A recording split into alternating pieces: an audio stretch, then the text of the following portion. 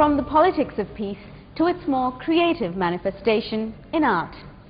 No matter the century, no matter the location, artists have often taken on the role of commentators of the political upheavals of their time.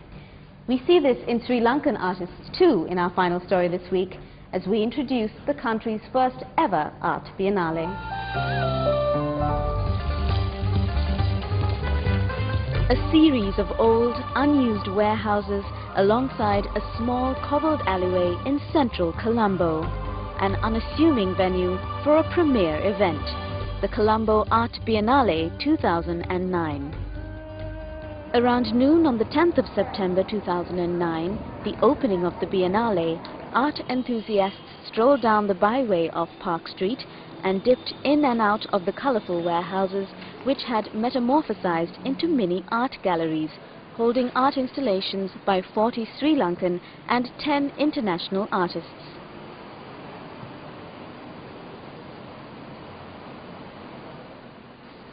The event was inspired by the Venice Art Biennale, which has a history of 50 years.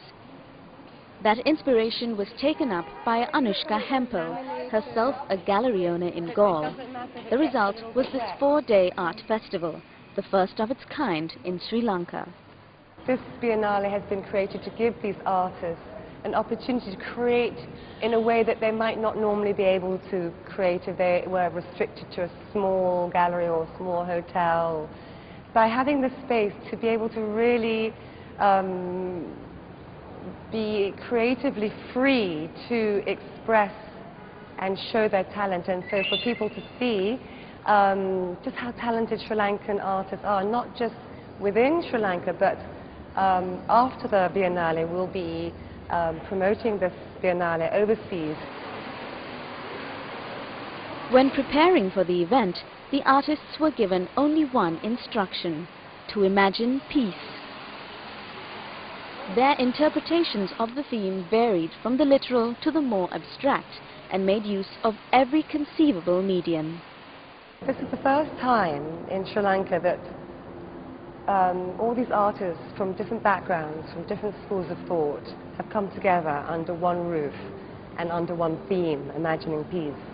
And by having one theme, which most art biennales do have, it has given the audience a chance to see so many different interpretations and representations of different artists' imaginations of peace. No artwork was one and the same. Some required quiet thought and reflection to appreciate their full meaning. Others were more confronting. Others were alive with color and humor. And yet others were enjoyably interactive. Basically, this concept is kind of inspired by the figure, like the mirror, and even Michael Jackson's song, The Man in the Mirror, just reflecting yourself. And basically, considering this to be the theme of peace, this is basically the opportunity for all the viewers to make a change for themselves. So feel free to make a change.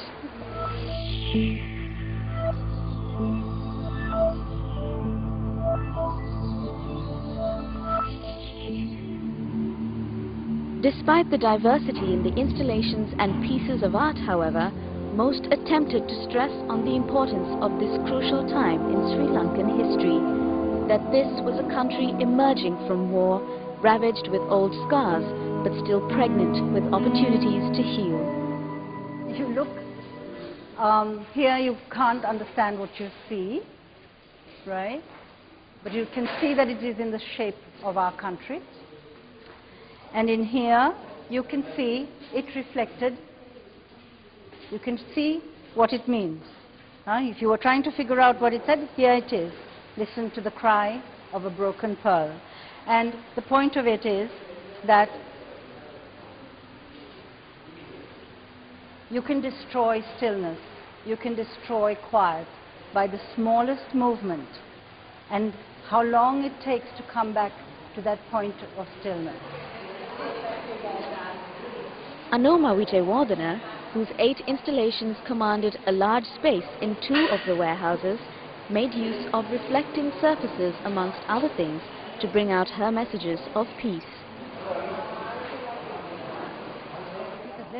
She spoke of the importance of seeing oneself both in the chaos of Sri Lanka's recent past and also in its recovery process.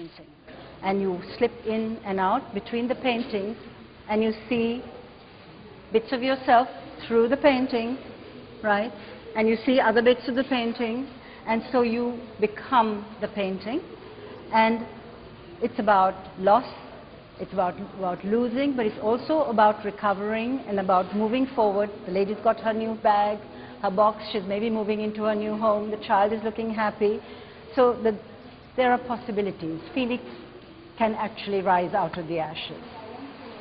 Artist Drewinka, on the other hand, chose a more spiritual approach to the theme, incorporating motifs of multiple religions and male and female sexuality into her work, leaving room for many layers of meaning and interpretation.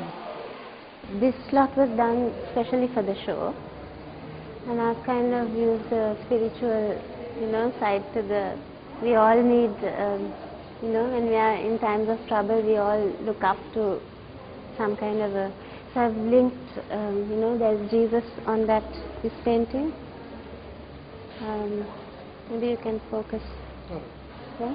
And there's Durga and Kali, which Kali is for justice and Durga is, full woman power. And yeah, so I've kind of linked.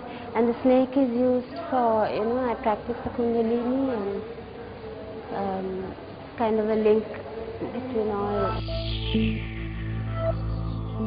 Artists have always been seen as pioneers of any age, unafraid to present bold, topical issues to the public in often confronting and thought-provoking ways.